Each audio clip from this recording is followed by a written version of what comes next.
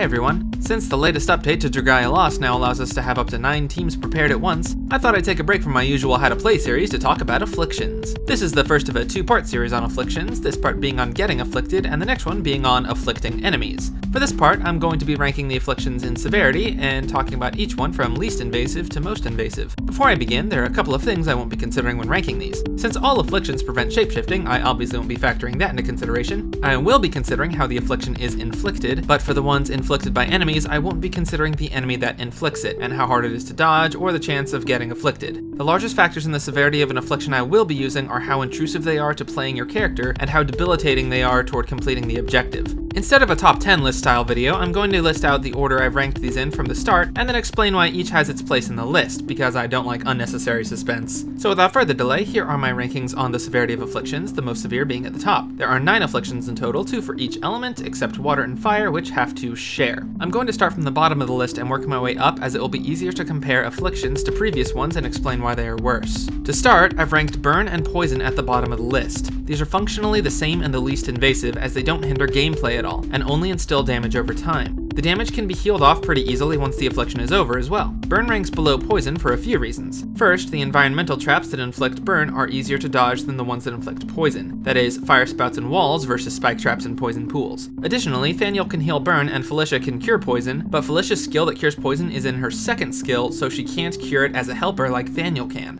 Above those is paralysis, which is very similar except that it stuns a player a few times and lightly restricts mobility. Cleo is able to cure paralysis, and the environmental plant traps have a warning circle that makes them easy to dodge, but the momentary shock can cause players to be unable to dodge or can interrupt a combo and lower SP gain, so it ranks higher than burn and poison. Next up are sleep and stun. These two are also functionally identical, as getting afflicted causes you to be unable to act. This effect ends after about 8 seconds or when you get hit. These are ranked here because while total immobility is bad, the effect usually ends pretty quick depending on the content you're in. In Imperial Onslaught, for instance, you'll usually get poked by a smaller unit that will snap you out of it, and the damage is an acceptable trade-off for a continued DPS. In harder content like High Midgard Swimmer, you should really avoid getting stunned if you can, but if you do, you really don't want to get hit again. However, unless you're doing a crazy trick run, Verica can cure stun. Because of this, stun is ranked lower than sleep, as no healer can cleanse sleep as of now. Next up are Bog and Freeze. Freeze is very similar to Stun and Sleep, but with the change that only teammates can end the status. Because of this, it's more annoying in single player if your AI teammates don't come to assist you. I'm not taking into account AI getting frozen, as you can easily break them out. I placed Bog between Sleep and Freeze for a couple of reasons. First, Bog hinders movement severely,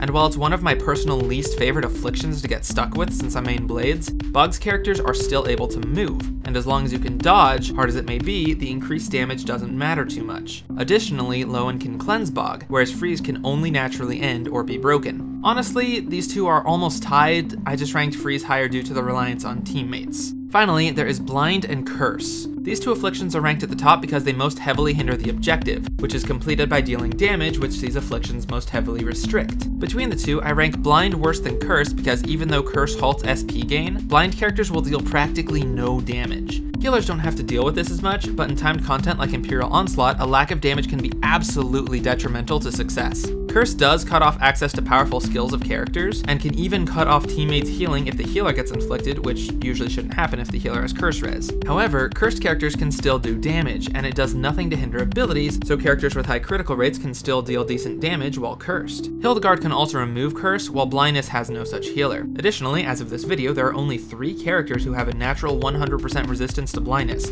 while Curse res has several more. That wraps up the afflictions, but I'd also like to throw in another status effect. As of the newer Void Battle content, several new debuffs have been added to the game. While Fiery Aura and Dragon Delay are annoying, I want to talk a little about Dole. If Dole were an official affliction, it would rank just under Blindness, as it functions very similarly with the exception that you still deal a little damage. However, I believe Dole to be worse than all of the other afflictions for the following reasons. Firstly, no character naturally resists it. Even Blind has a few. Second, in order to resist it, you need a specific Void weapon. This Void weapon, in turn, prevents players from equipping a weapon with a skill or even a different Void weapon with better abilities. The alternative is using other weapons and risking getting doled, but all adventurers have at least one ability slot for resistances for a reason. It is possible to not get hit in a Dole inflicting battle. I do it all the time in Obsidian Golem. However, Void Zephyr has unavoidable attacks and basically demands a dual res weapon on DPS characters, at least on melee ones. My Makoto, before I reassembled his max unbound blade to 0 unbound, lost 1,000 strength when I swapped him over to the max unbound 4-star Void blade with dual res. Additionally, since it is not an official affliction, it can be stacked with afflictions for even more debilitation. Due to the sheer stat and capability hindrances brought about by the Dole debuff, I have to throw it in as worse than any other single affliction. And that makes sense for the harder fights, but I'd still like to take Makoto to a fight where he can wreck absolutely everything. That wraps up part 1 of my discussion on afflictions. I understand that people may rank these differently, as I personally hate Bog and Blind, but I tried to look at them from a logical standpoint of how they affect the flow of the current quest. Part 2 of the series will discuss the afflictions as they pertain to adventurers inflicting them on enemies, so look forward to that. And let me know what your least favorite affliction is and why, as I love reading up on strategy for the game. The community is probably one of the largest reasons I got into making content, and I'm always looking to improve.